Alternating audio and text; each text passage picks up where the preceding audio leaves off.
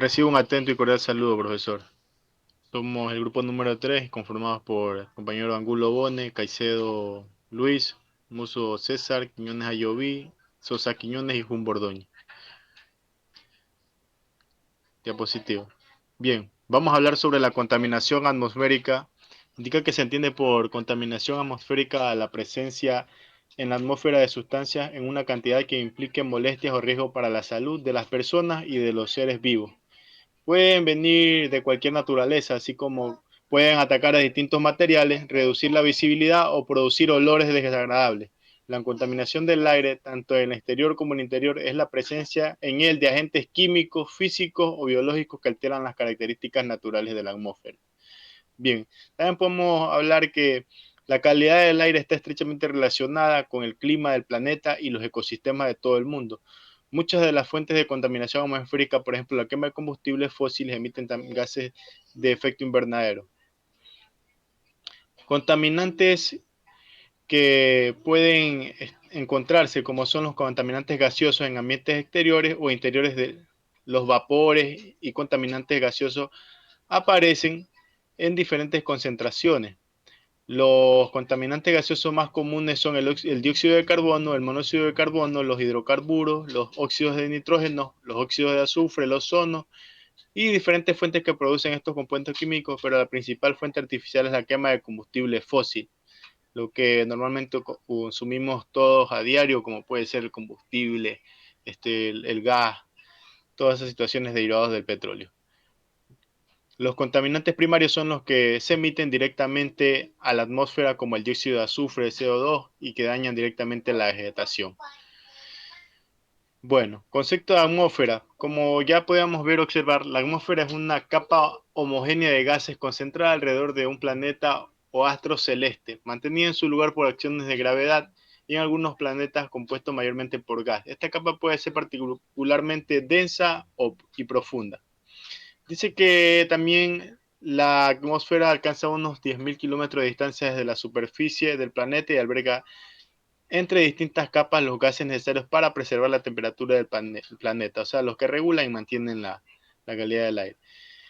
Su composición. La atmósfera terrestre está compuesta por diversos tipos de gases cuyo mayor porcentaje de masa se acumula en los primeros 11 kilómetros de altura, 95% de aire que se encuentra en su capa inicial y cuya masa total ronda entre los 5.1 por 10.018 kilogramos. La presión y la temperatura atmosférica disminuyen en la altura, por lo que las capas exteriores son frías o poco densas.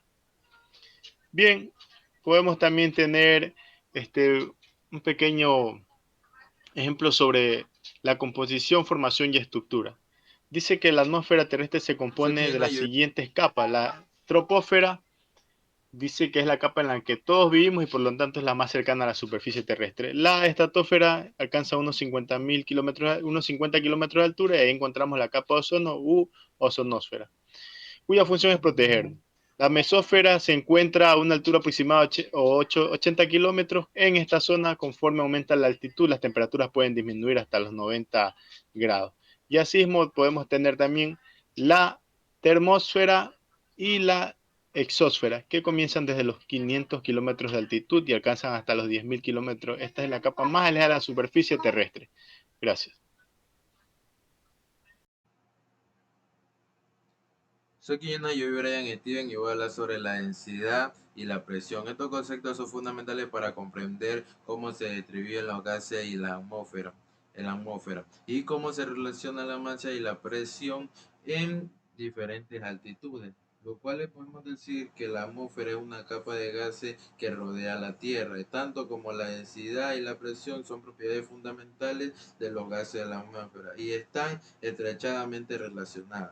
La densidad atmosférica varía mucho de la altitud, ya que a mayor altitud la densidad del aire disminuye, y lo que significa que hay menos masa de aire en el volumen dado. Esto también afecta a la presión atmosférica, ya que a mayor altitud la presión atmosférica es menor debido a la menor masa de aire sobre esa región. También tenemos lo que vienen a ser los efectos de las actividades humanas, lo cual tanto como la quema de combustibles fósiles, la deforestación, que pueden tener impacto significativo en la composición química de la atmósfera y también provocan la contaminación del aire y contribuye con los cambios climáticos, tanto como los gases de dióxido de carbono y el metano y el óxido de nitrógeno, lo cual altera mucho la composición atmosférica. Y esto conduce a los calentamiento global, al cambio climático y lo que tiene como consecuencia significativa para el clima y los ecosistemas y la vida humana en general. También tenemos la destrucción del ozono, lo cual la capa de ozono se encuentra en la estratosfera y juega un papel crucial, ya que esto absorbe la radiación ultravioleta gallina del sol y libera sustancias químicas como los SFSS, lo cual pueden contribuir a la capa de ozono, lo que tiene efectos negativos a la atmósfera y en la vida en la Tierra. Muchas gracias. Mi nombre es Angulo Bone Yori Orcal y voy a proceder a explicar sobre la planificación y control de la contaminación ambiental. La planificación y el control de la contaminación ambiental son procesos fundamentales para garantizar la preservación y la calidad del medio ambiente. Dentro de este control hay consideraciones claves que se deben llevar, las cuales son la identificación de fuentes de contaminación. ¿Qué nos quiere decir esto? Este es el primer paso de la planificación, que es identificar las fuentes de contaminación, ya sean industriales, agrícolas, urbanas o naturales. El segundo punto tenemos la evaluación de riesgos ambientales. ¿Qué nos quiere decir esto? Que una vez identificadas las fuentes de contaminación, se realiza una evaluación de los riesgos ambientales asociados. Tercer punto tenemos desarrollo de políticas de regulación y regulación. Nos dice que con base en la evaluación de los riesgos se desarrolla una política y regulaciones ambientales destinadas a controlar y mitigar la contaminación. Como cuarto punto tenemos la promoción de tecnologías limpias. Esto quiere decir que se fomenta el desarrollo y la adopción de tecnologías limpias y prácticas sostenibles que reduzcan la generación de contaminantes y minimicen los impactos ambientales. Como siguiente tema tenemos la contaminación atmosférica. Como ya muchos conocen, la contaminación atmosférica es un problema muy grave que está afectando a la sociedad y al ser humano, ya que esto repercute mucho en la salud. Nos dice que se entiende por contaminación atmosférica a la presencia en la atmósfera de sustancias en una cantidad que implique molestias o riesgos para la salud de las personas y de los demás seres vivos. Dentro de esta contaminación atmosférica distinguimos dos tipos, los contaminantes primarios y los secundarios. ¿Cuáles son los primarios? Los primarios son todos los que se emiten directamente a la atmósfera, como el dióxido de azufre, conocido como CO2, que es su fórmula química, que daña directamente a la vegetación y es irritante para los pulmones. Esto quiere decir que esto repercute directamente a la salud del ser humano y también afecta a los cultivos agrícolas. Los contaminantes secundarios son aquellos que se forman mediante procesos químicos atmosféricos que actúan sobre los contaminantes primarios o sobre especies no contaminantes en la atmósfera. Son importantes contaminantes secundarios, los más conocidos son el ácido sulfúrico, que se forma por la oxidación del SO2, el dióxido de nitrógeno, que se forma al oxidarse el contaminante primario, y el ozono, que se forma a partir del oxígeno O2. Gracias. Buen día, profesor. Me presento, mi nombre es Luis Caicedo Vaque y yo le voy a hablar acerca de la composición del aire atmosférico. La atmósfera es una mezcla de gases muy estable, ya que la proporción en la que se encuentra es prácticamente homogénea, sobre todo en las proximidades de la superficie terrestre, que vienen a ser 80 kilómetros de altura, debido a los procesos de mezclas que se dan en ella. Esto quiere decir que a partir de los 80 kilómetros la composición se hace más variable. Estos gases se encuentran retenidos cerca de la superficie terrestre debido a la fuerza de la gravedad, y a medida que aumenta la altura, la densidad de la atmósfera disminuye con rapidez. Así, en los 5,5 kilómetros más cercanos de la superficie se encuentra la mitad de la masa total y en los próximos 20 kilómetros de altura está el 95% de toda la masa atmosférica. La atmósfera está compuesta principalmente de nitrógeno y oxígeno. Estos gases suponen el 99% del volumen total, aunque cabe recalcar que junto a ellos existen otros gases con menor cantidad, como viene a ser el argón, el dióxido de carbono y también el vapor del agua. Como pueden observar en la imagen, tenemos la composición química de la atmósfera, donde tenemos por un lado sus gases y el volumen de cada uno. En este caso comenzamos con el primer gas, que es el nitrógeno, que tiene un volumen del 78,08%, el oxígeno con 20,95%, el argón con 0,93%, el vapor del agua puede tener de 1 a 3%. Este porcentaje dependerá del agua de la atmósfera, que va decreciendo rápidamente conforme a lo que se incrementa la altitud. Y por último tenemos el dióxido de carbono con un 0,035%.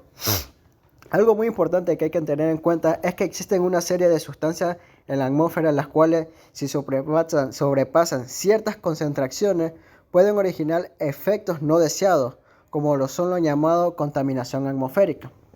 Como pueden observar en la imagen, tenemos aquí cómo funciona lo que es el aire atmosférico, donde el aire caliente asciende y el aire frío desciende, haciendo así un fenómeno llamado convección, que viene a ser un proceso fundamental en la atmósfera terrestre que contribuye a la circulación del aire atmosférico, el clima y el clima local. Esto básicamente nos indica que la convección es la responsable de la formación de las nubes, la lluvia y otros fenómenos meteorológicos. También le voy a explicar acerca de la fuente de emisión de cada uno de estos componentes que hablé anteriormente. Como primero ya sabemos, tenemos el nitrógeno, que mayormente se encuentra en la atmósfera debido a los procesos naturales como la fijación biológica del nitrógeno por bacterias y las actividades volcánicas. También por actividades humanas como la quema de combustibles fósiles y la producción de fertilizantes.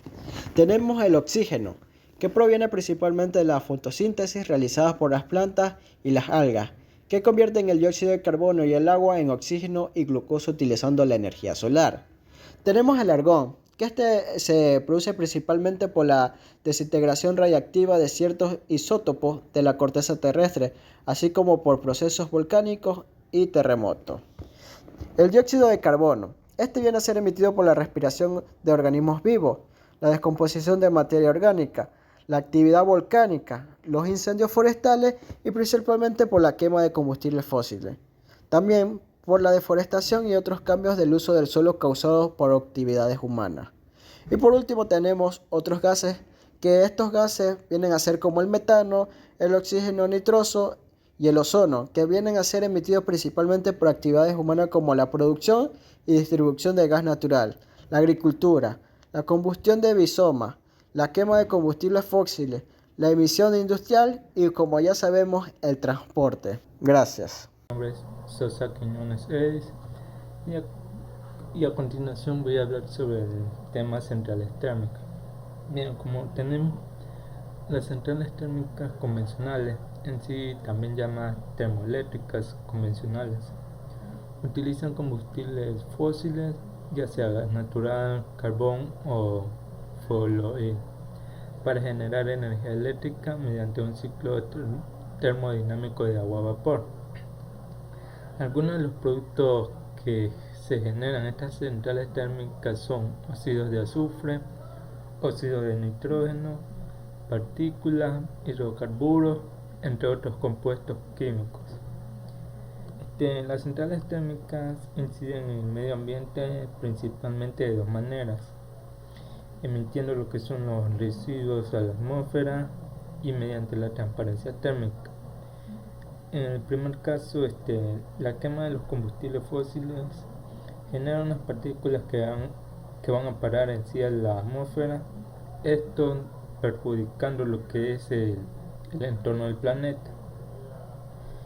En el caso de la transparencia térmica, las centrales térmicas de ciclo abierto pueden provocar lo que son los calentamientos de ríos y mares, afectando lo que son la fauna silvestre que se encuentra en ese hábitat. Pero lo bueno de esta solución es que se puede solucionar utilizando sistemas de refrigeración que enfría el agua hasta dejarla en una temperatura adecuada. Como siguiente punto tenemos lo que son las refinerías, que como aquí los dice, generalmente procesan petróleo crudo y lo convierten en combustibles para motor y calentadores, pero también producen lo que son combustibles gaseosos, gases de síntesis, petroquímicos y materias primas para lo que es la producción de lubricantes y asfalto. Pues uno de esos ejemplos puede ser lo que son los diésel, gasolinas para los autos, lo que son el petróleo, la brea en sí para las carreteras. Una de las principales etapas de este refino vienen a ser separación, conversión, tratamiento y mezclado. En sí, las refinerías requieren grandes cantidades de gases para así poder controlar los diferentes procesos para generar lo que son estos productos químicos. La materia prima por lo sí está constituida por una mezcla compleja de hidrocarburos y pequeñas cantidades de sustancias como lo que son azufre, oxígeno, nitrógeno, entre otros. Algunos ejemplos de esto que produce lo que son las refinerías son gases de combustión, que son la principal causa de la contaminación en el planeta. También tenemos lo que son la evaporación de hidrocarburos, que en sí estos se producen en la manipulación y almacenaje de los productos petrolíferos de petróleo. Como siguiente punto tenemos lo que son los focomóviles, que en sí la industria automotriz ha producido lo que son en forma masiva una gran cantidad de vehículos, contribuyendo a incrementar los problemas en sí de contaminación atmosférica como consecuencia de las emisiones de los gases de escape que producen estos mismos automóviles. Entre sí, la categoría de los vehículos de motor carretera incluyen los automóviles.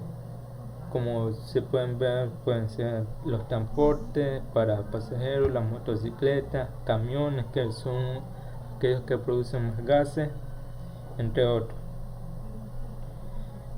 Los principales contaminantes emitidos por los vehículos podemos encontrar que tenemos los monóxidos de carbono, los óxidos de nitrógeno, hidrocarburos y muchos más elementos que afectan en sí lo que es el planeta y su atmósfera en sí.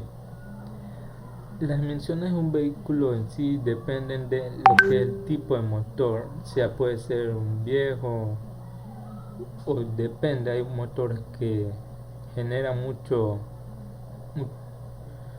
humo y consumen demasiada energía. También está el tipo de combustible que generan lo que son las empresas petroleras, ya puede ser demasiado contaminantes o ligeros.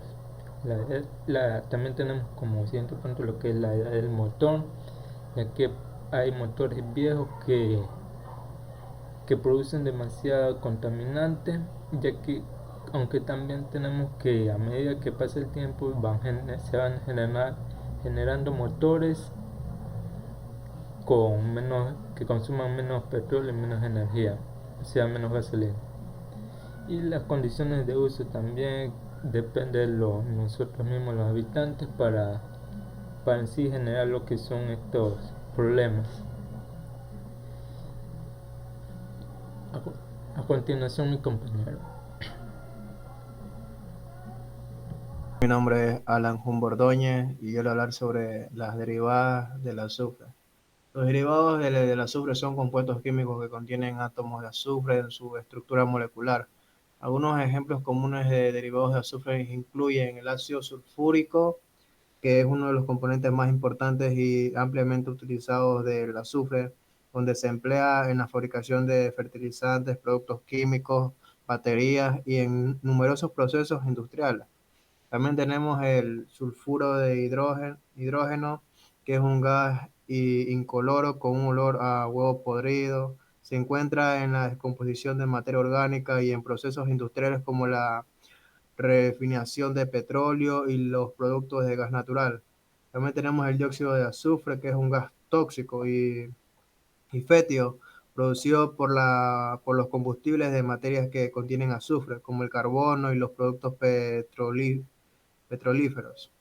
También tenemos el tioles o mercaptanos, que son compuestos orgánicos que contienen el grupo funcional, donde se utiliza en la fabricación de productos químicos en las industrias farmacéuticas y como aditivos para mejorar las propiedades de algunos productos, como el caucho y los plásticos. También tenemos lo que es el sulfatos, que son sales o esteres del ácido sulfúrico, que se encuentran comúnmente en la naturaleza como minerales y se utilizan en la industria como aditivos, fertilizantes y en productos farmacéuticos. Y también por último tenemos lo que es el sulfuros, que son compuestos formados por azufre y otro elemento. Algunos ejemplos son el sulfuro de hidrógeno y el sulfuro de sodio y el sulfuro de hierro. Ya, el siguiente es el derivados del carbono. Los derivados del carbono son compuestos químicos que contienen átomos de carbono en su estructura molecular. El carbono es un elemento versátil, perdón, que puede formar una amplia variedad de compuestos. Algunos ejemplos de comunes de derivados del carbono incluyen el hidrocarburos, que son compuestos formados únicamente por átomos de carbono e hidrógeno. También tenemos los compuestos orgánicos oxigenados que incluyen alcoholes, como etanol, aldehídos, como el formaldehído y también cetonas. También tenemos los que son compuestos orgánicos nitrogenados, que incluyen animas, que son como la anilia. También son compuestos y heterocíclicos que contienen átomos de nitrógeno en su anillo, como los purinas y las piridinas. También tenemos lo que es el compuesto halogenados, que son compuestos orgánicos que contienen átomos de halogenados, flúor, cloro, bromo y yodo. También tenemos lo que son los polímeros, que son macromoléculas formadas por la repetición de unidades estructurales llamadas nomómeros. También, y por último, también tenemos lo que son los compuestos carbonílicos, que son compuestos que contienen el grupo funcional carbonilo, que incluyen aldehídos, cetonas, ácidos carboxílicos, esteres y amidas. Muchas gracias.